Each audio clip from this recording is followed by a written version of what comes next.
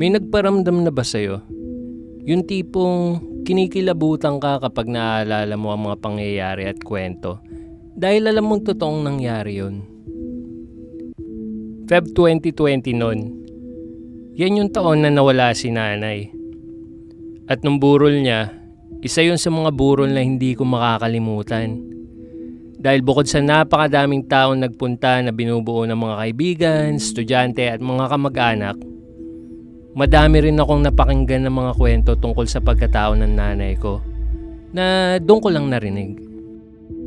Nung huling araw ng burol niya, may isang matandang babaeng nagpunta ng maaga. Nagkataon naman na ako yung naabutan niyang taong nagbabantay doon. Maya-maya dumating na rin si tatay at mga kapatid ko para sa final preparation ng libing ni nanay. Nakakwentuhan ni tatay yung matandang babae. At dahil malapit lang kami dun sa kinauupuan nila, nakinig na rin kami sa kwentuhan nila. Kamag-anak nga daw pala siya ni nanay. Sabi niya kay tatay na kagabi niya lang nalaman ang pagkawala ng nanay. Tuwing gabi daw kasi ay nagtsatsaa siya. Kaya kumuha siya ng tibag sa may cabinet. Habang kinukuha niya ang tibag, bigla na lang nahulog ang mga envelope kung saan nakalagay yung mga lumang litrato nila. Laking gulat niya kasi yung litrato kagad ni nanay ang bumungad sa pagkahulog ng mga ito. Kaya naman naalala niya ang mga magagandang pinagsamaan nila nung araw at naisip niyang kamustahin si nanay. Kaya nga nalungkot siya nung marinig ang masamang balita sa iba pa naming mga kamag-anak na lumisan na si nanay. Kaya naman nagsorry siya kasi huli na siyang nakapunta ng burol. Hindi lang siya ang nagsabi nito. Marami pang nasa burol ang halos magkakatulad ng mga sinabi sa amin. Parang bigla raw nilang naalala ang nanay ko.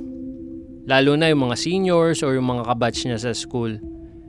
Hindi ko sigurado kung isa ba tong pahiwatig sa kanila na aalis na ng tuluyan si nanay. Baka nga ginawang daan ito ni nanay para sabihin sa mga kamag-anak niya na wala na siya. Ito rin siguro ang paraan ng mga namamatay para sabihin wala na sila sa kanilang mga mahal sa buhay. Bukod dyan, iba naman ang nangyaring paramdam ng aking lolo sa aking tito. January 2010, nagulat ang pamilya nang marinig ang balita na namatay na daw si lolo. December kasi nung nakaraang taon nagpunta pa nga si tita ko sa probinsya. Kasing araw na ospital ang lolo namin. Mga after 1 week bumuti na raw ang lolo kaya inuwi na siya sa bahay. Si tita naman lumuwas na pa Manila.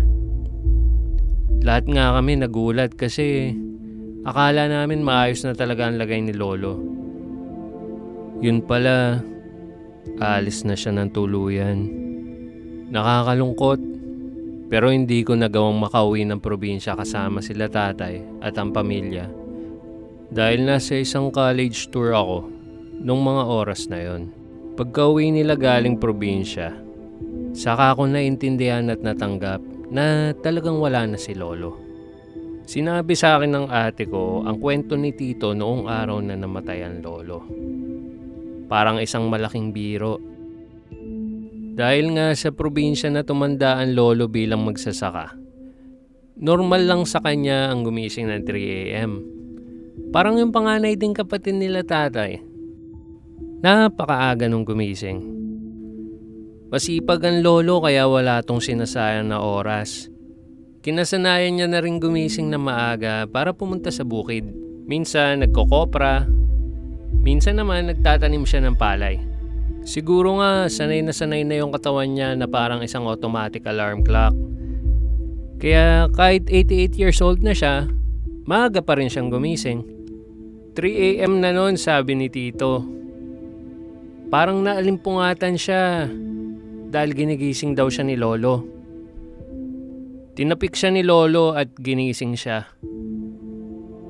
Hindi niya sineryoso yun, kaya natulog na lang ulit si tito. Nung gumising siya ulit, parang iba yung pakiramdam niya. Nanibago siya bigla. Kasi daw alam niya na maaga gumigising si lolo. Nagtaka siya. Kasi parang napakatahimik ng buong bahay. Nang bumangon siya at hanapin si lolo, hindi siya sumasagot Kaya nag-alala ang tito ko noon. Hindi kasi ganun ang ugali ng lolo ko eh. Kapag tinatawag siya, kahit siguro taga ibang bahay, tutugon yun.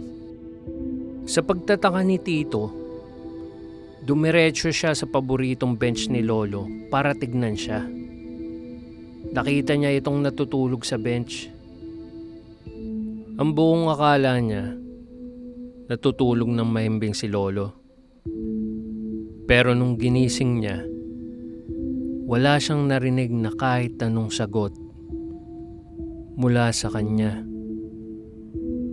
Mainit pa ang katawan ni lolo, pero wala nang salitang lumabas sa bibig niya. Ang palagay ni tito, ang kaluluwa na ni lolo ang gumising sa kanya ng madaling araw. Hindi man niya maipaliwanag ang nangyari. Sadyang kakaiba ang pagpapaalam ni lolo sa kanya. Siguro nga, iba-iba lang ang pagpapaalam ng mga taong malapit sa atin.